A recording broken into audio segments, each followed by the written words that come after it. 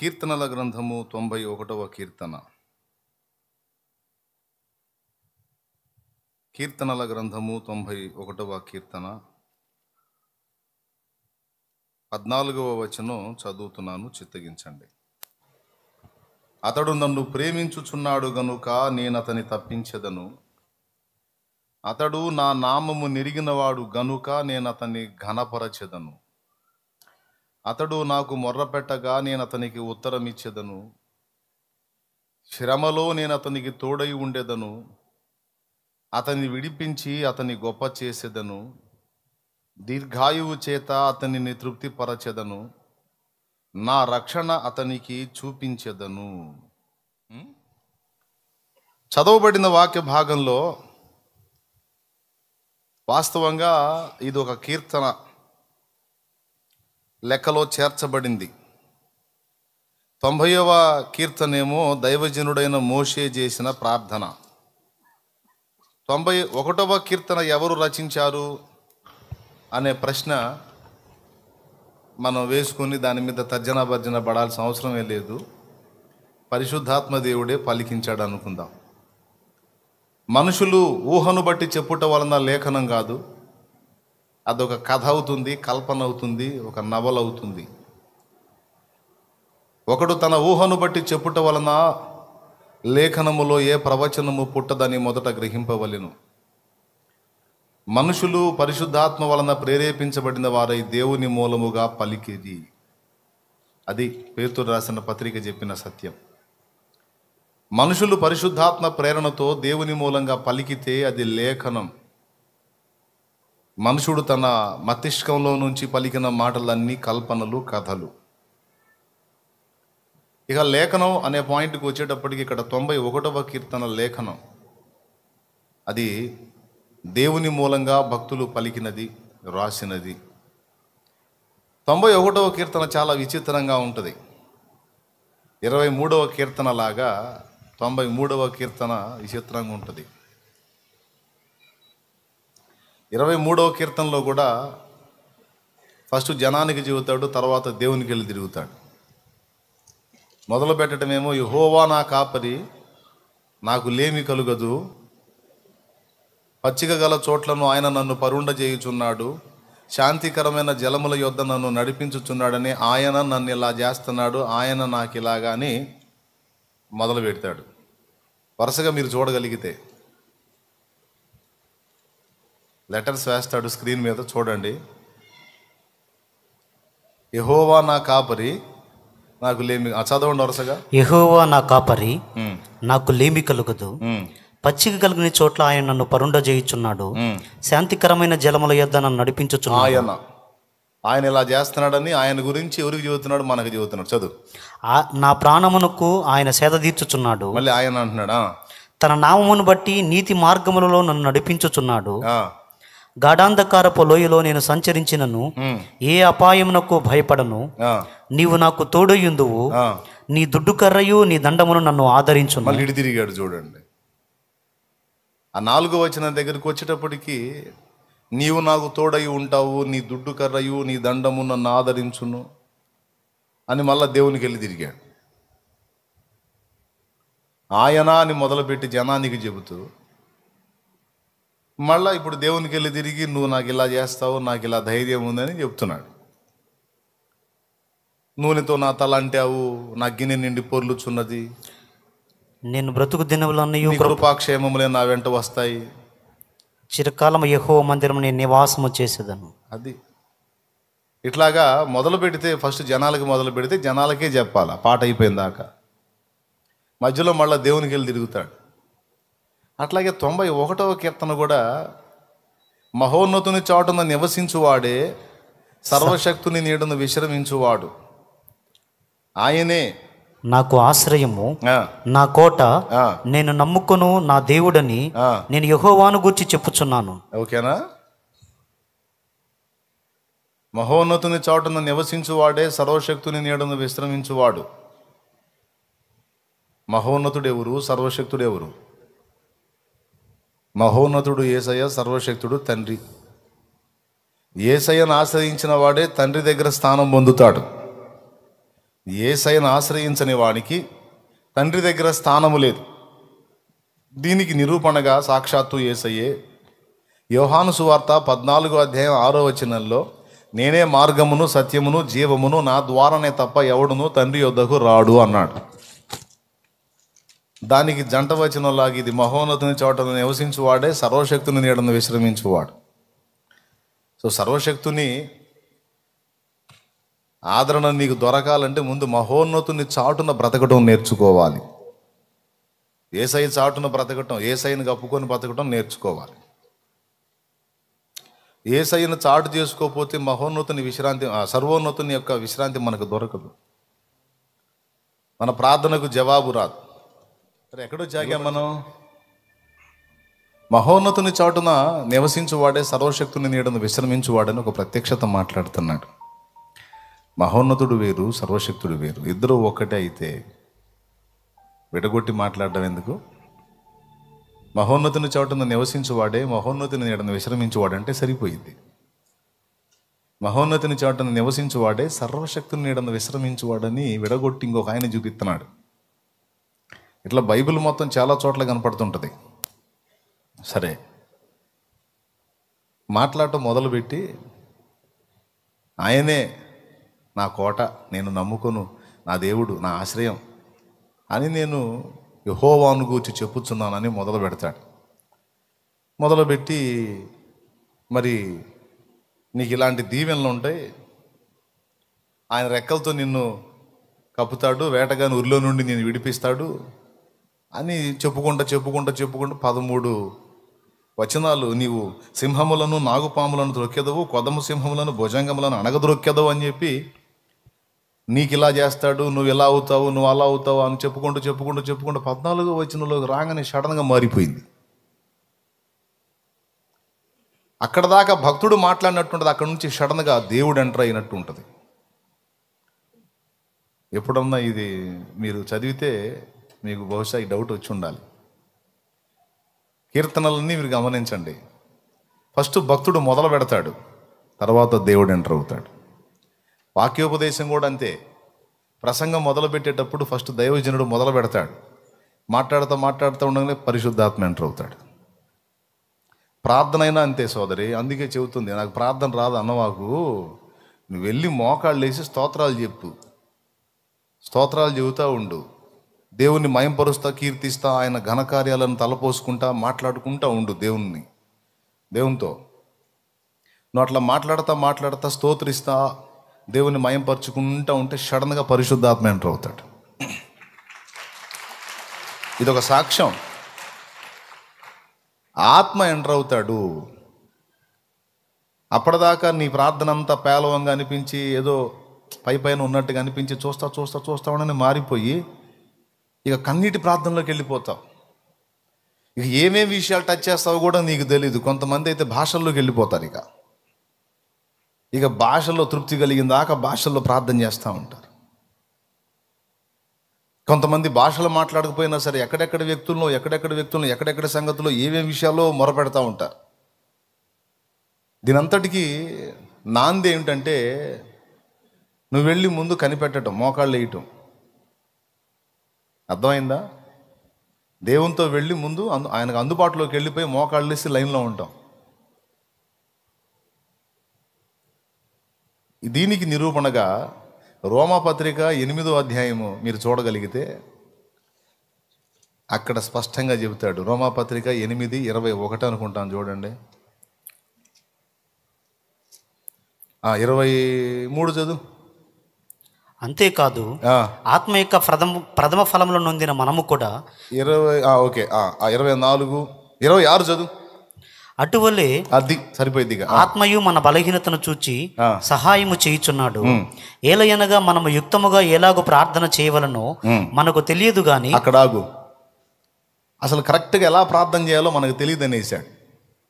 మీలో నాకు ప్రార్థన చేయటం వచ్చన్న వాళ్ళు ఎవరో చేతులు ఎత్తండి. వచ్చా? పౌలు కంటే ఎక్కువ అయింది. నువ్వు పౌలే రాదంటే యుక్తముగా మనకు ప్రార్థన ఎలాగూ చేయవలనో తెలియదు అనేసాడు. అంటే ప్రార్థన చేయటం తెలియదు మనకన్నాడు. యుక్తముగా అంటే దేవుడు ఆమోదించే విధంగా, దేవుడు అంగీకరించే విధంగా, దేవుడు హర్షించే విధంగా ఏ సంగతులు అడగాలో మనకు తెలియదు.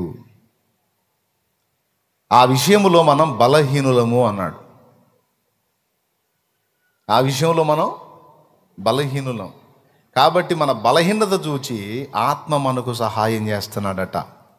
ఉచ్చరింప శక్యము గాని మూలుగలతో ఆత్మ తానే మన పక్షమున విజ్ఞాపన చేస్తున్నాడు అన్నాడు. అంటే ఎప్పుడు చేస్తున్నాడు? ప్రార్థనా గదిలోకి లేదా ప్రార్థించే స్థలంలోకి నువ్వు వెళ్ళి ప్రార్థనకు ఉపక్రమించి ప్రార్థన మొదలుపెట్టి చేయటం మొదలుపెట్టి ఏదేదో ముందు స్తోత్రాలు స్తుతులు అని చెప్పి ఏదో ఇక నీ బుర్రకు తోసి అడుగుతుంటావుగా. అవి మొదలుపెట్టి నువ్వు దేవుణ్ణి కలుసుకొని మాట్లాడుతూ ఉంటే చిన్నగా దేవుని ఆత్మ ఎంటర్ అవుతాడంట.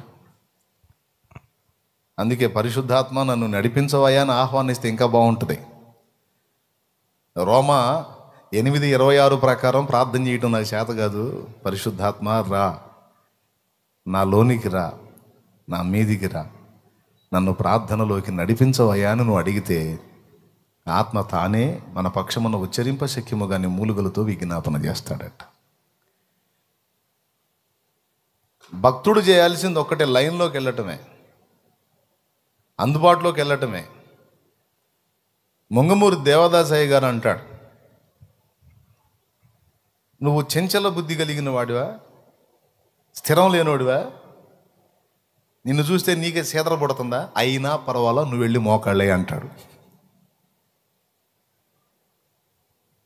అయినా పర్వాలా, నువ్వు స్థిరం లేనోడివా, చిత్తచాంచల్యం కలిగినోడివా, చెంచల బుద్ధి కలిగినోడివా, నిన్ను నువ్వు అసహించుకుంటావు, అయినా పర్వాలా నువ్వు వెళ్ళి మోకాళ్ళు లేపు అంటాడు. నువ్వు బలహీనుడివా, అపరాధివా, అవిధేయుడవా, దేవునికి నచ్చని క్రియలు చేస్తున్న బలహీనుడివా, సరే దాన్ని బట్టి నువ్వు దేవునికి దూరంగా ఉంటావు ఎందుకు? మోకాళ్ళేసి దేవుని ముందు నువ్వు అయినా సరే నువ్వు మోకాళ్ళేసి దేవుని ముందుకు అందుబాటులోకి వెళ్ళిపో అంటాడు. వెళ్ళినప్పుడు ఏం జరిగిద్ది అంటే అవసరమైతే అతిక్రమములను కడిగి పరిశుద్ధపరిచి మళ్ళా క్రొత్త తైలముతో నిందంటే మళ్ళా సిద్ధపరిచి లైన్లోకి దించడని గ్యారెంటీ. దించడని ఎవడు చెబుతాడు? నేను అయోగ్యుణ్ణి, అనర్హుణ్ణి, పనికిమాలినోడిని, నా నోరు బాగుండదు, నా కళ్ళు బాగుండు, నా చేతలు బాగుండు, నా నడతలు బాగుండు, నా వ్యవహారం బాగుండదు, నాలాంటి పనికిమాలినోడు పనికిమాలింది దేవుని ముందుకు వెళ్ళకూడదు అసలు అని దూరం అయ్యావనుకో, ఎవరి దగ్గర అవుతారు? నీ అయోగ్యతను బట్టి, అవిధేయతను బట్టి నువ్వు దూరం అయ్యావనుకో దేవుడికి, నీకెవరి దగ్గర అవుతారు? వెలుగు దూరం అయ్యే కొద్దీ చీకటి దగ్గర అయింది. ఇంక చెప్పేది ఏముంది అందులో? దేవునికి దూరం అయ్యే కొద్దీ దెయ్యం దగ్గర అయింది, ఇంకొద్దిగా భ్రష్టు పడతావు. అందుకే దేవదాసయ్య గారు పెద్ద ఆయన ఏం చెబుతుంటే అనుభవం, నువ్వు ఏ కండిషన్లో ఉన్నావు అన్నది కాదు, నువ్వు ఎక్కడున్నావు, ముందు ఏ స్థితిలో ఉన్నావు అన్నది ముఖ్యం. పోయి మోకాళ్ళేసి కనిపెట్టవయ్యా అంటాడే. మోకాళ్ళేసి దీనంగా ఆయన ముందు కూర్చోపోయి, పో పనికిమాలినోడివే అయినా పో, పనికిమాలిన దానివే పో, మోకాళ్ళే బలహీనుడివే పో, మోకాళ్ళే బలహీనరాలువే మోకాళ్ళే, ప్రార్థన రాదు పో అయినా మోకాళ్ళే, ప్రార్థన వచ్చు అయినా పో మోకాళ్ళే, పో ఆయన దగ్గరికి పో, వెధవన్నారు వెధవా అయినా పో ఆయన దగ్గరికి మోకాళ్ళే, పనికిమాలిన వాళ్ళ మొదట రాకానివా అయినా పో మోకాళ్ళే. నువ్వు ఎంతకాలం పనికిమాలిన వాళ్ళలాగా పనికిమాలిన దానిలాగా ఉంటావు, ఆయన తేల్చుకుంటాడు. పో ఎదవా అయితే పోయి ఎదవనని చెప్పుపో, ఆయన ముందు మోకాళ్ళే చెప్పు ఆ మాట. స్తోత్రం. ఆఖరికి నీకు ప్రార్థన చేయబుద్ధి కావట్లేదా, అది కూడా మోకాళ్ళేసి చెప్పు. జోక్ కాదు, నీకు ప్రార్థన చేయబుద్ధి కావట్లేదా, అది కూడా మోకాళ్ళేసి చెప్పు. నాకు ప్రార్థన చేయబుద్ధి కావట్లేదు ప్రభా, ఎందుకనో నాకు ఇట్లా అవుతుందని చెప్పు. దేవుని ఆత్మ ఎంటరే వంచుతాడు అంటున్నా. ప్రార్థన చేయబుద్ధి కాకపోవటం పనికి మన్నాడు చేయి అని ఆయన చేపిస్తాడు. అవసరం నాకు ప్రార్థన చేయబుద్ధి కావట్లేదు అన్న రోజు ఇంకెక్కువ కన్నీళ్లతో నువ్వు ప్రార్థన చేసే అనుభవంలోకి వెళ్ళిపోతావు. నువ్వు ఏదైనా సరే ముందు అందుబాటులోకి వెళ్ళిపో అంటాడు. అది తప్పిపోయిన కుమారుడు ఏ టైప్లో పోయాడు? చినిగిపోయిన బట్టలు మార్చుకొని సెకండ్ హ్యాండ్ బట్టలు అన్న కొనుక్కొని కాస్త అఫీషియల్గా పోయాడు. డాడీ దగ్గరికి పోయేటప్పుడు లేగ్గా బాగూడదని. అటు గొప్పతనం అదే, ఎట్టున్నాడు అటు పోయాడు. అందుకే పురుషోత్తం చౌదరి గారు ఇట్లా పాట పాడాడు, ఇంకొక టైపులో రావట్లేదు. ఉన్న పాటున వచ్చుచున్నాను అంటే ఏంది? అదే నేను ఎలా ఉన్నానో, ఏ పొజిషన్లో ఉన్నా అదే పొజిషన్లో నీ దగ్గరకు వస్తున్నా. ఏ పొజిషన్లో వెళ్ళాడని చెప్పాడు? ఎన్న శక్యముగాని పాపములన్నీ మోపుగా వీపుపై బడి యునవిదె నడలేక తొట్రిల్లుచున్నవాడను నన్ను దయగను. ఉన్న పాటున వచ్చుచున్నాను నీ పాద సన్నిధి కో రక్షక. స్తోత్రం. రోగిగా ఉన్నావా? అట్లనే పో. మోకాళ్ళే లేవా? కుర్చీ వేసుకొని కూర్చో. పడక మీద ఉన్నావా? ఏం పర్వాలా, మోకాళ్ళే లేవు, కూర్చోలేవు, పడక మీద ఉన్నావా? అట్లనే అడుగు. కనీసం నోరు తెరిచి మాట్లాడే ఓపిక కూడా లేదయ్యా అని అడుగు. నీ కన్ను వెంట వచ్చే కన్నీళ్ళు నీ నోటి నుండి వచ్చే మూలుగులనే ప్రార్థనలుగా చేసుకుని వింటాడు ఆయన. నువ్వు అందుబాటులోకి వెళ్ళు, తర్వాత పని దేవుడు చూసుకుంటాడు అని చెప్తున్నాను నేను. సింపుల్గా ఒక మొక్కలో చెప్పాలంటే ఏం చేయాలా? ఈడు బట్టలు మార్చుకున్నాడా? జుట్టు క్లియర్ చేసుకున్నాడా? చెప్పులు తొడుక్కున్నాడా? కిరాయి కన్నా వేసుకొని పోయాడా? ఒరే మా డాడీ కనబడేంతసేపు కాసేపు అద్దె కన్నా ఏంట్రా బాబు అని ఏమైనా కిరాయి తీసుకొని పోయి వేసుకొని గెటప్ మార్చుకుని ఉన్నది ఉన్నట్టుగా పోయి ఆయన ముందు ఉన్నాడు. ఇదిగో నా అవతారం ఇది, నా బతికెట్ట తగలబడిందని పోయి నిలబడ్డాడు ఆయన ముందు. ఒరే పనికి మనలోడా, తప్పుడోడా, సిగ్గు లేదంటారా, మొత్తం తీసుకెళ్ళి తగలేసామని తిట్టాడా? ఒక మాట అని అన్నాడా?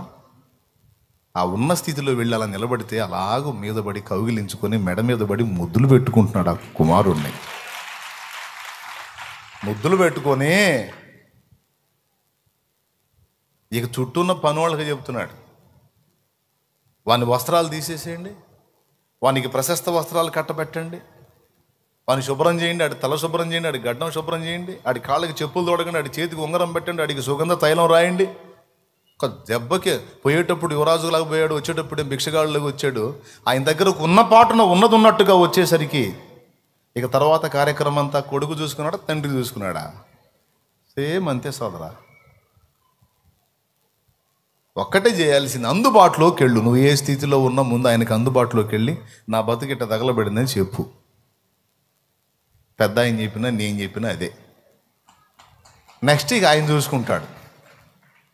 ప్రధాన యాజకుడు యెహోజాదాకు కుమారుడైన ప్రధాన యాజకుడైన యెహోషువ కూడా జకరియా 3లో మలిన వస్త్రములు గలవాడై దూత ఎదుట నిలిచాడు.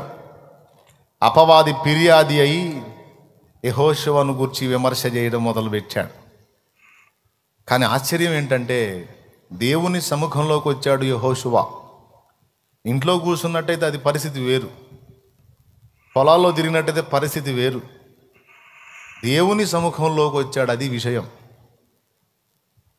ఎప్పుడైతే శత్రువు ఫిర్యాదు అయి వాడిని ఒక వ్యక్తిని తరుముతున్నప్పుడు వచ్చి దేవుని దగ్గర పడతాడో ధన్యుడైపోతాడు. దేవుడు తప్ప మన పక్షంగా వాదించేవాడు లేడు. వెంటనే జోక్యం చేసుకున్నాడు.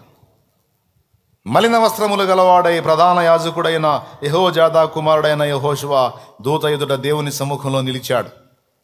అపవాది ఫిర్యాది అయి ఆరోపణ చేస్తున్నాడు. ఇతనేం మాట్లాడట్లా, ఎందుకంటే దోషములో నిజమే, ఆ మలినం పైన వస్త్రాల మీద కనపడుతుంది. వస్త్రాలు మలినం అంటే క్రియలలో పొరపాట్లు, క్రియలలో పాపం. అర్థమైందా? వస్త్రాల మీద మురికంటే క్రియలలో పాపం. ప్రకటనలో ఉంటుంది, వారికి ఇవ్వబడిన తెల్లని వస్త్రములు పరిశుద్ధుల నీతి క్రియలు అంటాడు. కాబట్టి వస్త్రములు క్రియలకు, మలిన వస్త్రం చెడ్డ క్రియలకు, తెల్లని వస్త్రం పరిశుద్ధ నీతి క్రియలకు గుర్తు. ఏమైనా అర్థమవుతుందమ్మా? అర్థమైతే స్తోత్రం చెప్పండి, చేతులు ఎత్తి. Thank you. నాకెళ్ళి దృష్టి పెట్టారు కదా, మ్యాటర్ మీద మనసు పెట్టండి. లైవ్లో ఉన్నోళ్ళు, జూమ్లో ఉన్నోళ్ళు అందరికి వందనాలు. రైట్. సో ఫస్ట్ పాయింట్, ఉన్నది ఉన్నట్టుగా దేవుని సముఖంలోకి వచ్చాడు అంటే అర్థం ఏంటంటే, దేవా నా పక్షమున నువ్వు వాదించు, నాకు గతి లేదు అని అర్థం. వాడంటున్నాడు ఇతను ఇంత, ఇతను అంతా, ఇతను అట్లా చేశాడు, ఇట్లా చేశాడని ఫిర్యాదులు. అపవాది అంటేనే అపవాదములు మోపువాడని అర్థం. అది వాడు పని అంతే, అపవాదులు మోపుతా ఉంటాడు. వెంటనే ఎప్పుడైతే దేవుని సన్నిధికి వచ్చాడో దేవుడు జోక్యం చేసుకొని అంటున్నాడు,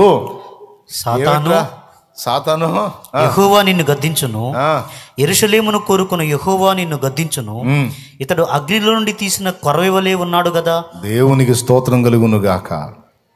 చూడండి ఏమంటున్నాడు, అగ్నిలో నుండి భగభగమంటే అగ్నిలో నుండి తీసిన కొరవిలాగున్నాడు మావాడు. అసలు నిప్పు అయితే ఎవరన్నా అమ్మాయి తప్పు చేసిందనుకో, వాళ్ళ అమ్మోళ్ళు ఏం మాట్లాడతారు? మీ అమ్మాయి తప్పు చేసిందని ఎదుటోళ్ళు కంప్లైంట్, ఎవడురా కొడితే అమ్మాయి నిప్పురా అంటాడు.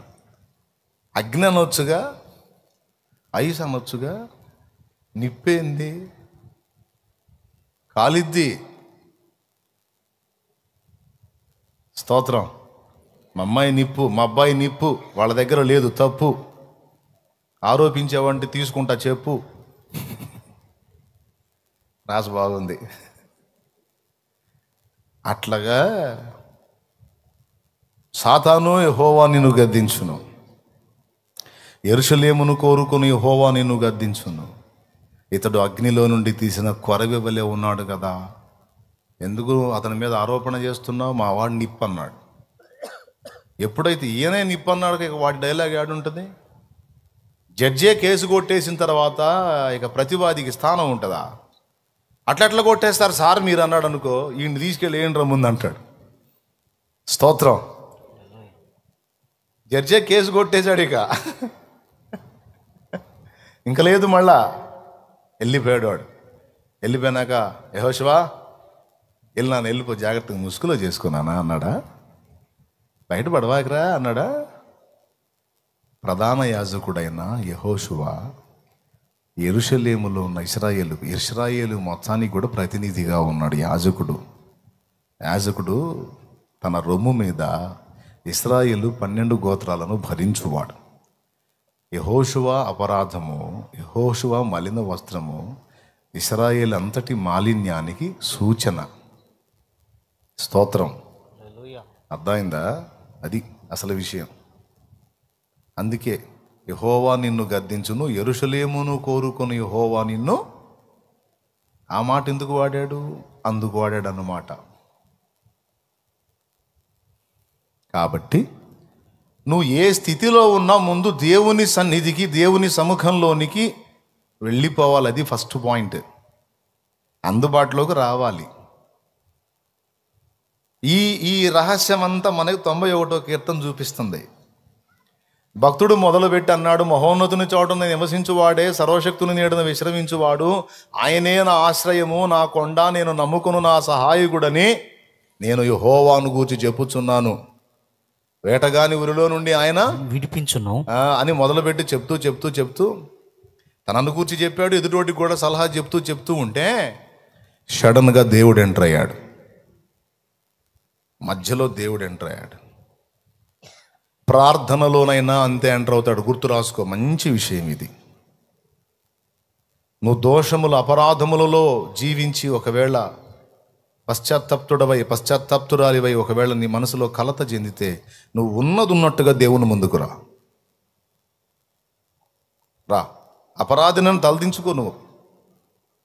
అంతేగాని దేవుని ముందుకు రావడానికి అర్హుడిని కాదు, యోగ్యుని కాదు అని ఎక్కడెక్కడో చెత్త కుప్పల మిటి తిరగబాకు. పందుల దొడ్లోనే ఫిక్స్ అయిపోవాకు. పందుల దొడ్డు వదిలేసి తండ్రి దగ్గరికి రా. వస్తే నీ పక్షమున ఆయన వ్యాజ్యమాడతాడు, క్షణములలో నీ గతిని మారుస్తాడు. ప్రతి ఘోర పాపమును కడుగును మన యేసయ్యా రక్తము. ప్రతి ఘోర పాపమును కడుగును మన యేసయ్యా రక్తము. బహు దుఃఖములో మునిగెనే, చెమట రక్తముగా మారెనే. బహు దుఃఖము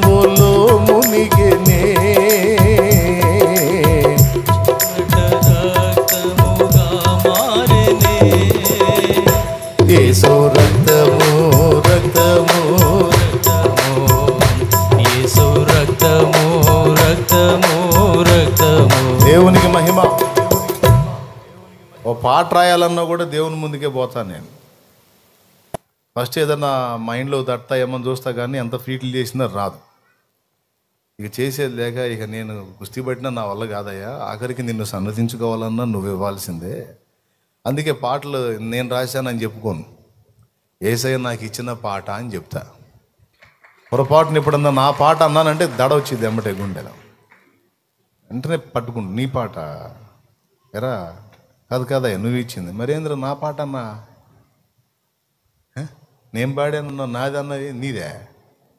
అమ్మో లేదయ్యా నువ్వు ఇచ్చిన ఆలోచనలే, తలంపులు, ఆలోచనలు, రాగం, తాళం మొత్తం ఆయన ఇవ్వాల్సిందే, అంతే కదా. అందుకే పొరపాటును కూడా నాది నేను అనేది చెప్పడానికి ఇష్టపడను. నాకు ప్రభు ఇచ్చాడు. దేనికైనా దేవుని ముందుకెళ్ళు, ప్రారంభించు నువ్వు, ఇక తర్వాత ఆయనే చూసుకుంటాడు. ఫస్ట్ నుంచి ఆయన పద్ధతి అయితే, ముందు నీ సంగతి ఏంది అంటాడు, నీ దగ్గర ఏమన్నా ఉందా అంటాడు, ఇదిగో నా దగ్గర ఇది ఉందంటే చాలు ఇటీ అని తీసుకొని దాన్ని ఆశీర్వదిస్తాడు. అట్లాగా ముందు నీ వైపు నుంచి స్పందన ఏంటనేది చూసి ఆయన గదులుతాడన్నమాట. ఇంతవరకు క్లియర్గా ఎంతమందికి అర్థమైంది? ఓకేనా? చాలా ముఖ్యమైన విషయం. అపరాధివైనా దేవుని ముందుకెళ్ళు, చేతగాని దద్దమ్మవైనా దేవుని ముందుకెళ్ళు. పనికిమాలిన దాన్ని పనికిమాలిన అన్న ఫీలింగ్ ఉన్నా సరే, మనుషులు నిన్న ఆ మాట అన్నా సరే, ఆ ముక్కేదో దేవుని ముందుకు పోయే చెప్పు, నేను నంబర్ 1 పనికిమాలినోడిని ప్రభువా అను. నువ్వు ఎంతకాలం పనికిమాలినోళ్ళలాగా ఉంటావో ఆయన చూస్తాడు, నేను కూడా చూస్తా. అయితే నువ్వు ఏమనుకుంటున్నావో అదంతా పోయి ఆయన ముందు అను, అంతే. ప్రార్థనతో సహా నాకు చేయబుద్ధి కావట్లేదు నాయన అంటే అది కూడా మోకాళ్ళు వేసాను, దానికోసం కూడా నువ్వు గదికే పో, లేకపోతే నువ్వు ప్రార్థించే స్థలానికి పో. డైలీ నువ్వు ప్రార్థన చేసుకునే ప్రదేశం ఒకటి ఉంటుంది కదా, ఈరోజు నీకు చేయబుద్ధి కావట్లా, అదేదో ఆ ప్రార్థన చేసుకునే స్థలానికి పోయి మోకాళ్ళు వేసి ఆ 2 మొక్కలు చెప్పు, ఈరోజు నాకు ప్రార్థన చేయబుద్ధి కావట్లా ఏమనుకోవాకు అని చెప్పు. తర్వాత ఏం జరిగిద్దో చూద్దాం. నువ్వు ఎప్పుడైతే అందుబాటులోకి వెళ్ళి మాట్లాడటం మొదలు పెడతావో పరిశుద్ధాత్మ ఎంటర్ అవుతాడు. 91వ కీర్తనలో అలా ఎంటర్ అయ్యాడు దేవుడు. ఎంటర్ అయ్యి ఇక చూడండి ఏం మాట్లాడుతున్నాడు. సగం భక్తుడు మాట్లాడితే ఇక సగానికి ఆయన ఎంటర్ అయ్యి చూడండి. 14 అతడు నన్ను ప్రేమించుచున్నాడు గనుక నేను అతన్ని తప్పించేదను. ఇది ప్రవక్త అంటాడా? ప్రవక్తకు అంత అవకాశం ఉందా తప్పించే అవకాశం?